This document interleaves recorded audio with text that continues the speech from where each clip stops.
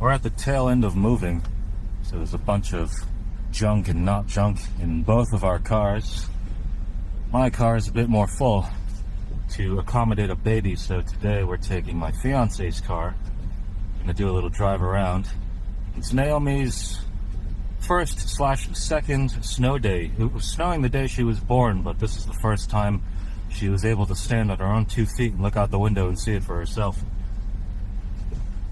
So we're gonna take her for a drive. Hopefully the snow will put her in good spirits. And then I think I'm going to take a trip to Colt State Park and see it under this beautiful ambience.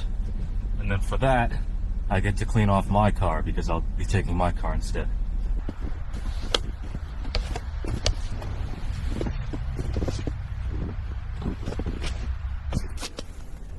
Now what in the world is that?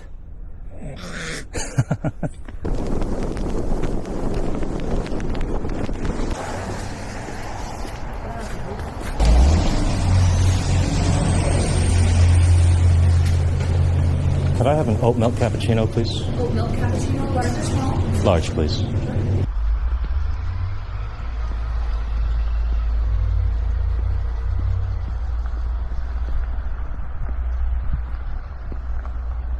They work fast in this town, both with plowing and snowman construction.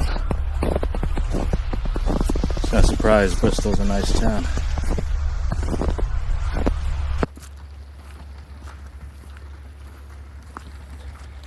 Damn, just took it to the face. And he's laughing at him. Ha ha ha.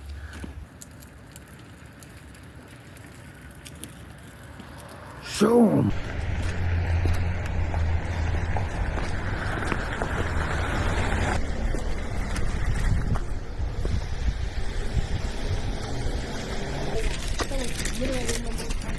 I wonder who Judge Roy Bean is.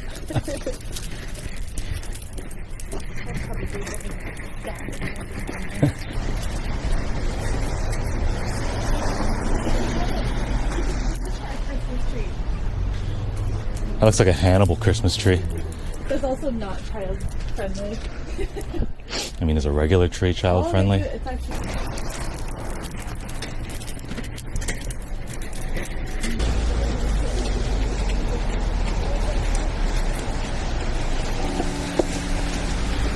You hear that bell?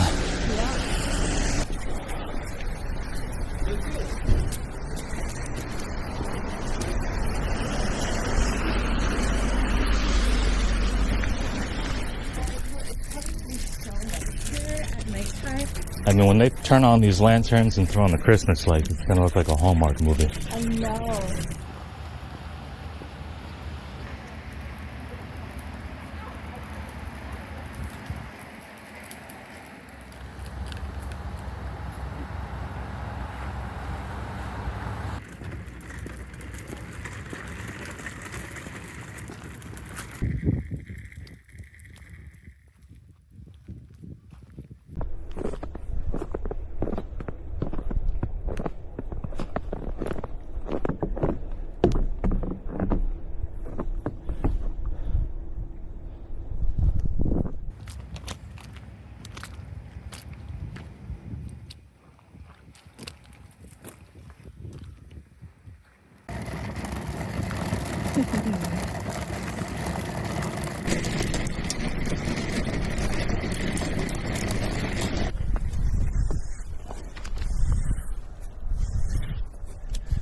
Good deed for the day.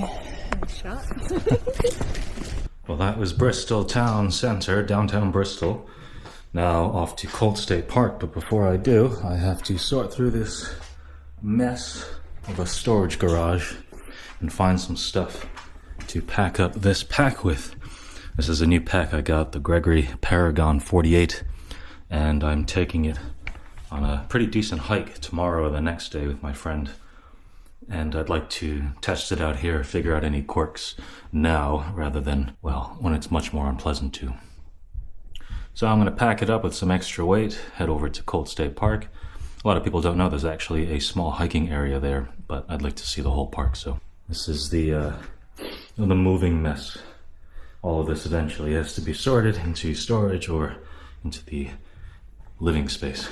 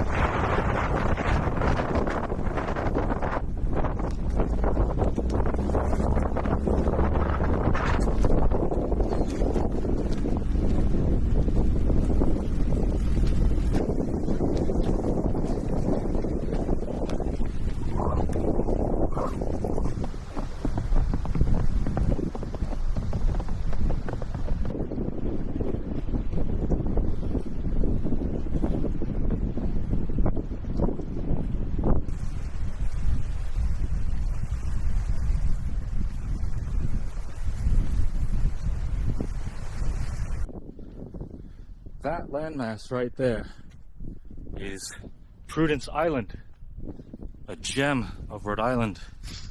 And if you look at it on satellite imagery, it is the most prominent island directly in the middle of the Narragansett Bay, which is obviously what we're looking at right now. And unlike other islands you can see in the Narragansett Bay, there's no bridges that connect to Prudence Island. You have to take a ferry to get there. But the ferry ride is extremely pleasant and the island is very, very scenic. It's not a tourist island like Block Island or Martha's Vineyard. It's more like a floating neighborhood. Very quaint. Colt State Park, where I am right now here in Bristol, is one of Rhode Island's best parks. It's so beautiful being right on the bay. There's a tremendous amount of space for people to picnic and rent for events, and there's actually an outdoor chapel and ceremony space so you can get married. There's playgrounds here as well on the other side, and I'll probably cross that. I'd like to do a foot tour and get my steps in today. But if you look here, these are all park benches, and during the summertime it's really packed with great summer vibes and family parties and barbecues. Now, in weather like this, I get it all to myself. Now that we've moved to Bristol, this is practically our front yard, so we're really going to make the most of the space. The one downside to Colt State Park, which is also probably one of its greatest upsides, is that there's no camping allowed in this state park.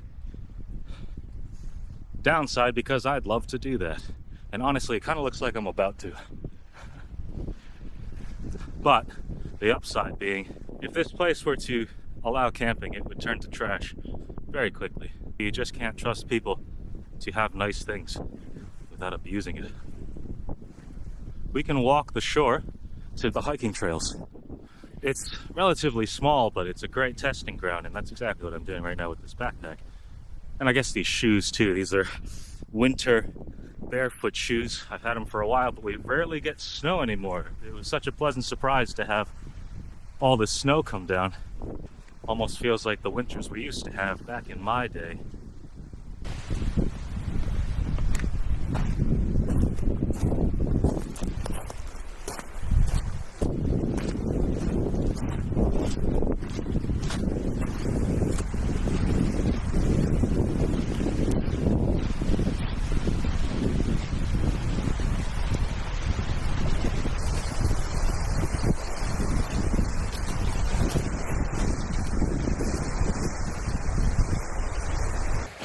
This is Pinnacle, East Coast Shoreline. Signature, rocky, jagged shoreline.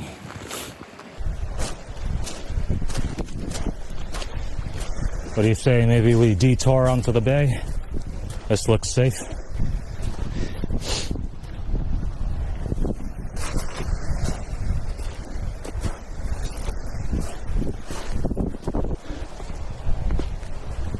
sanctuary. Please don't be a litter bug. Take your trash with you. Leave no trace principles. Not everyone listens. I mean, there's a garbage can right next to it. Come on, people.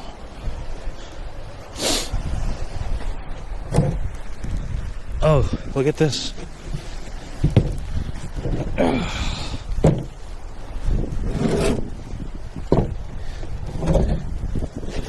It's always interesting finding these little journals and notes people who are venturing by can write on. It is so classic for people to mess up the swastika for some reason. It's almost like a meme to not be able to do it correctly.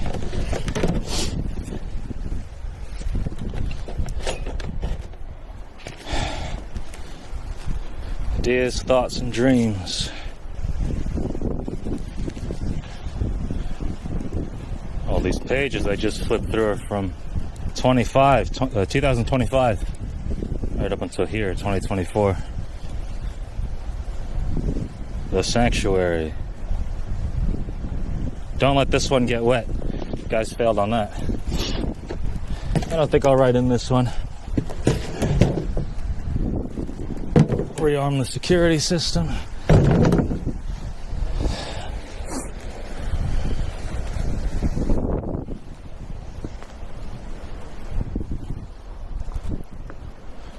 You could, well, someone's been up there, but that doesn't look like it's up to code, so it's not going to be me. All right, into the hiking trails.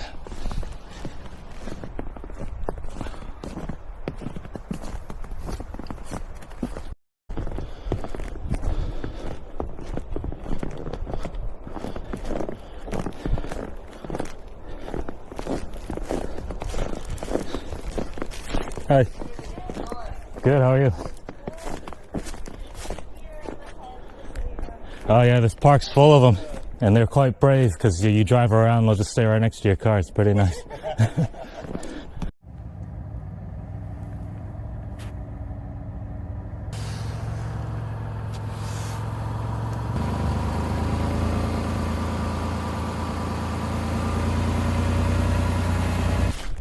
Another thing you can do here, goes without saying, you can fish, but you can also quahog in some of these, what does that say, mill gut? It's kind of gross, but little marsh area, and you can quahog anywhere along the bay as well.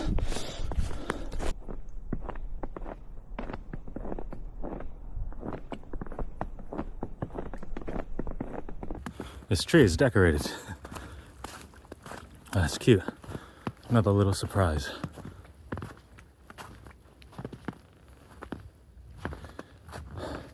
Wonder if they're gonna put presents under there come Christmas time. Well, I'm coming up on the opposite side, or the side away from the shore of the hiking patch, and I'm just gonna pop out onto the main road. This is drivable. That's where the deer like to stick around and watch the cars. And there, I'll walk the road to that marsh area. There's a lot more of state-owned section over here, which I'm not going to visit. It's not really that interesting. Although what is interesting is that the East Bay bike path does cut through Colt State Park, or the area. And the East Bay bike path is another glorious thing about the East Bay.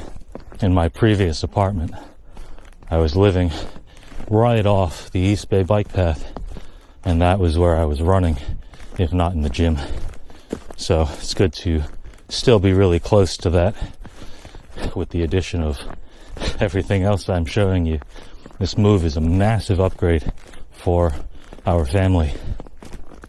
We're very excited and very fortunate. Hello.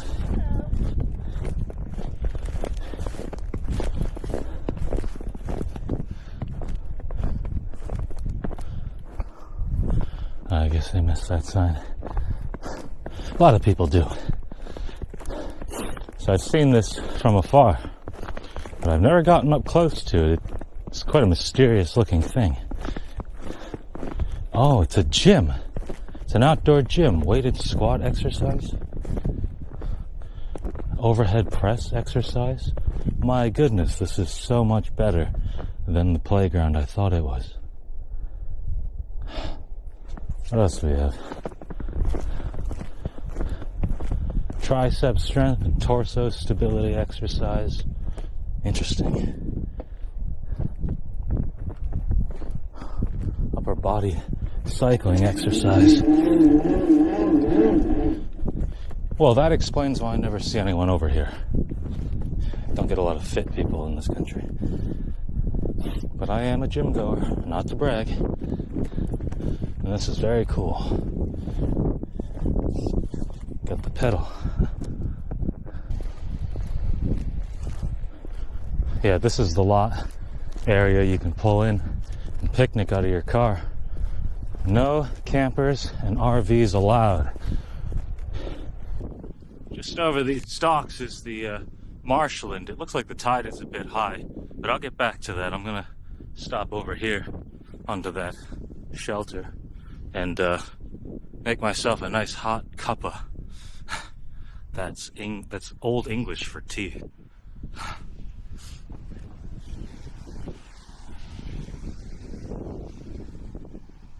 Actually, I think that's modern English for tea.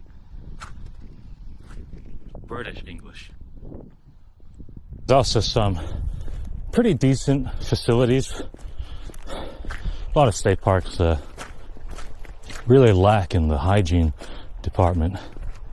These ones are pretty decent from what I've seen. And this park is seasonal. You have access all year round, but obviously the facilities will close, but there are porta potties year round. But for whatever reason, when I'm hiking, my body down there just kind of shuts off. I rarely have to use nature's facilities. I have never pooped in the wild, despite hundreds of miles hiking in it. I've come really close, though.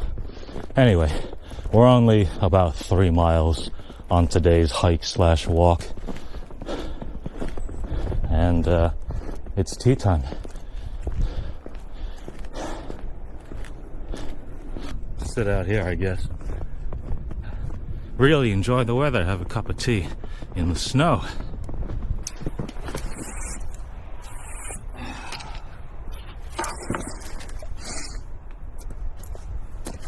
Here's a fantastic safety tip. If you're using these backpacker stoves, make sure you close the valve all the way before screwing it onto your gas. Save yourself some injuries and a pair of underwear.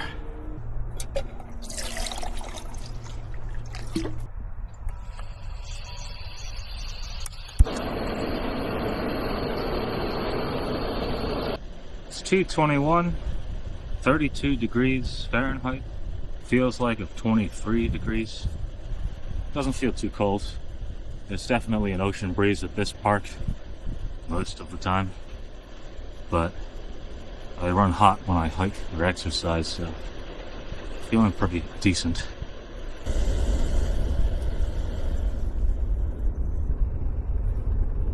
It's green tea for me today.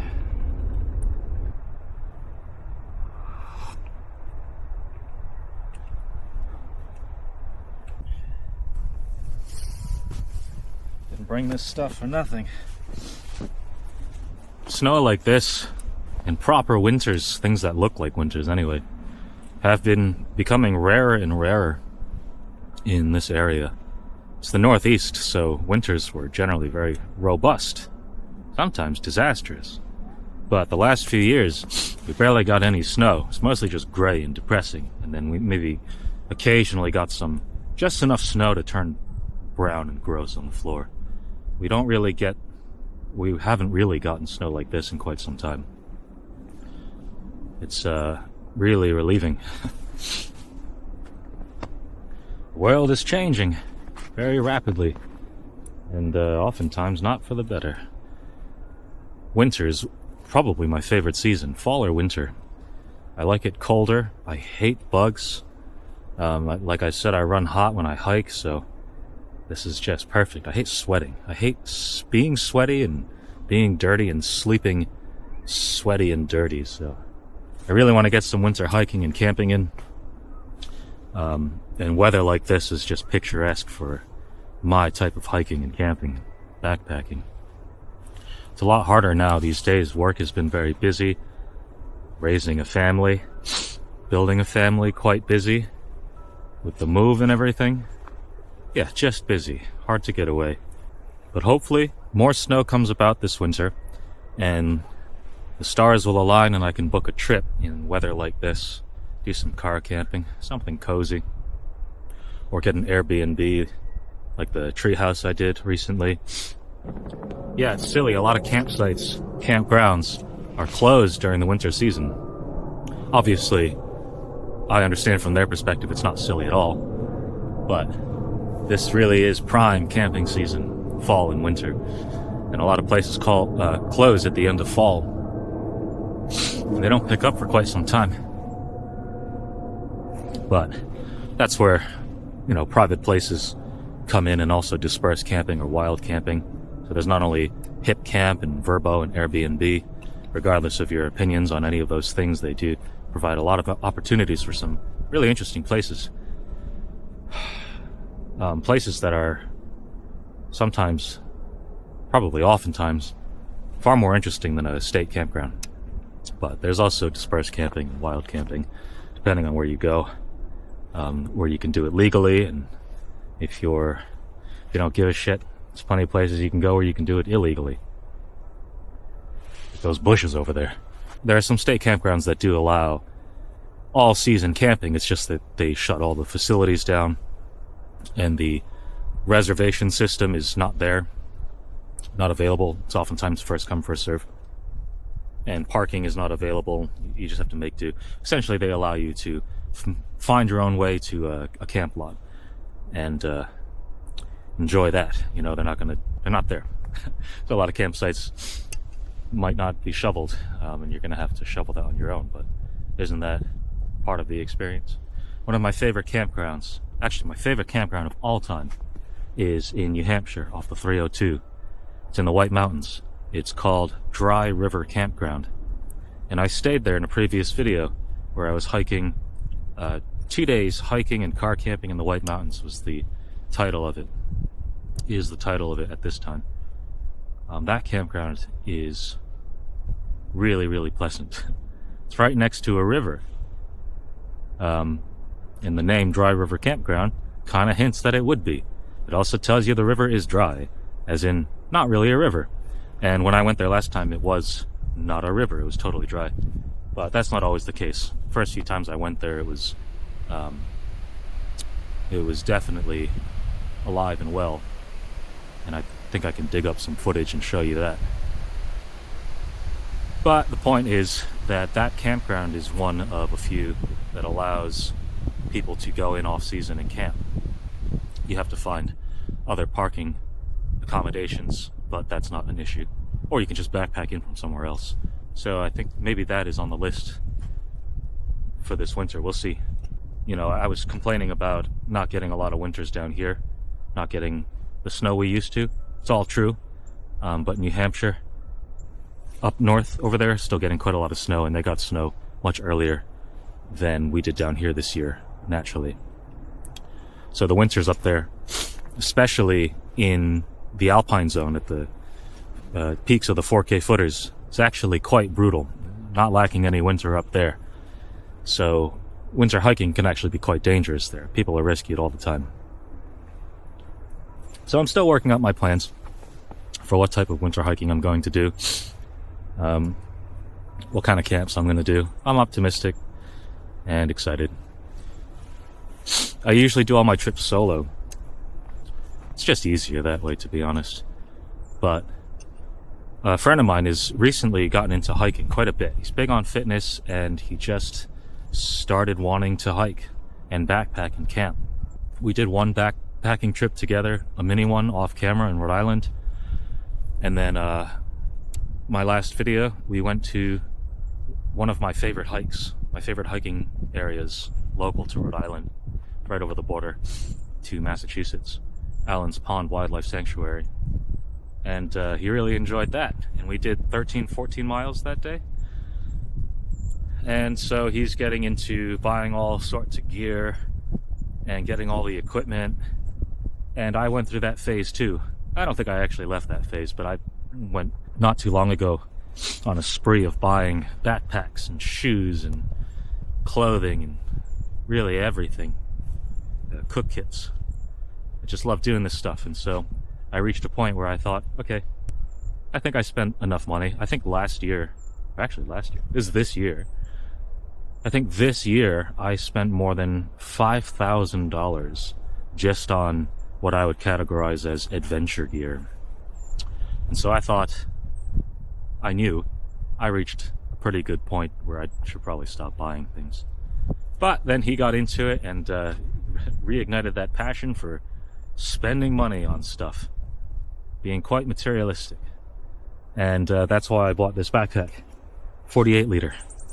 Because of my backpack arsenal, I have, 5 liter-ish waist packs, fanny packs. I have, for backpacks, a 16 liter, an 18 liter, 25 liter, a 60 liter, an 85 liter. There's a couple more too. I did not have a 40 to 50 liter backpack. Not a very great reason for buying one, I know, but I was inspired. He bought a nice mountaineering backpack for himself, 41 liters, and nice and black, sleek black. It's for apparel. I love when things are colored black. It just looks very sleek to me, and I didn't have a black backpack either, so.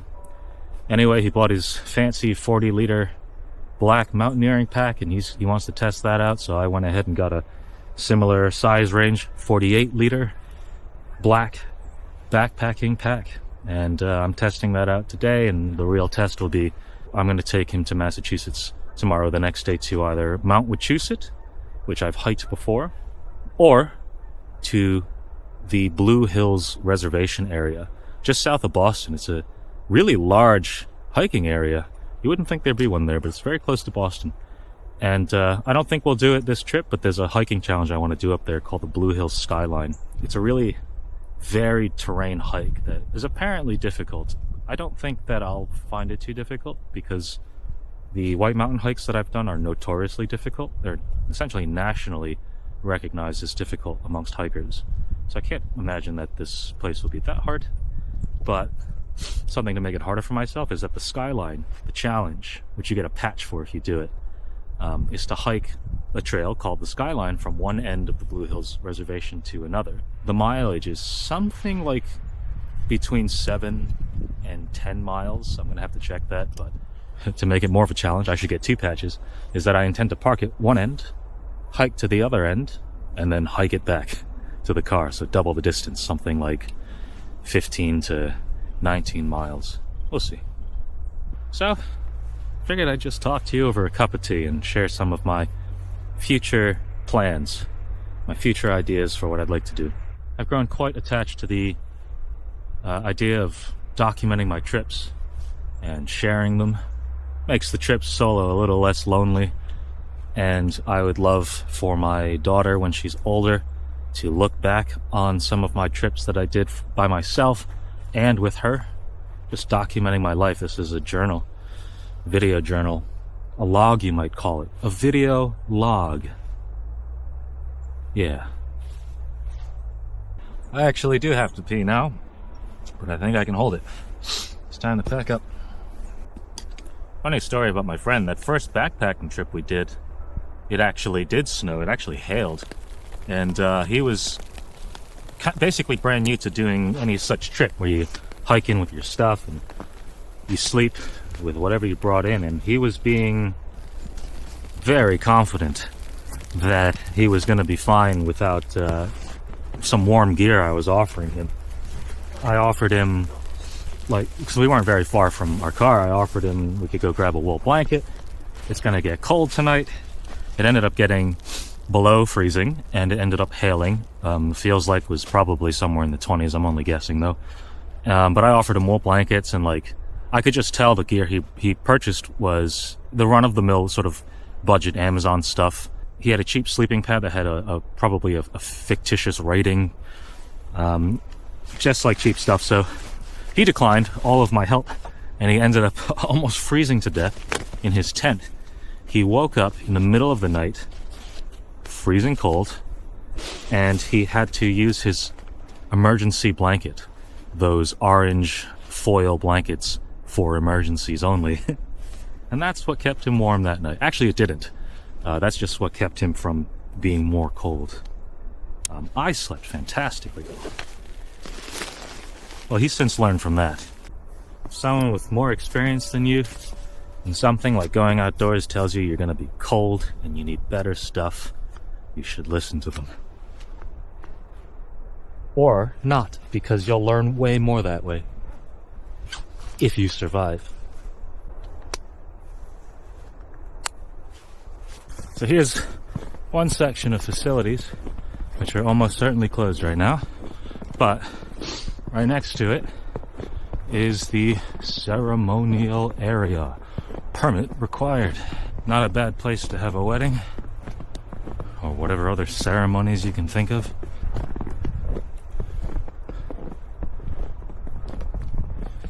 Well, my fiance and I, maybe we'll have our wedding here.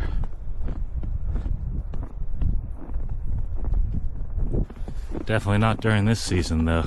I wouldn't mind, but she doesn't take too well to this kind of weather, which is why I'm alone right now.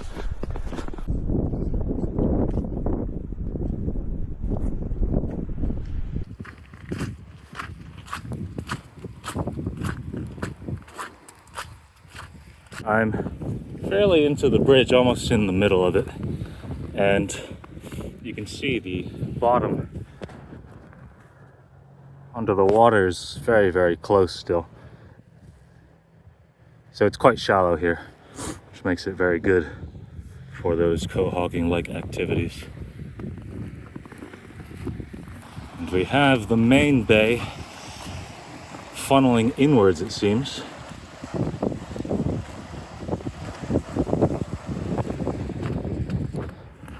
Into this smaller inlet. Well, my phone has fallen victim to the cold. That last video is getting a little glitchy and the battery's dying, but it's time to take off anyway. I've really seen all the places I cared to see today. But here's the other side of the bridge. Water from the bay pouring in.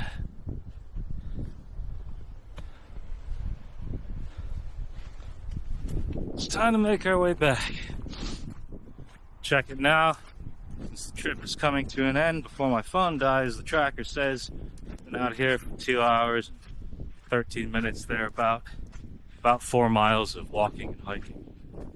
I hope you enjoyed seeing a snowy day in Bristol, Rhode Island.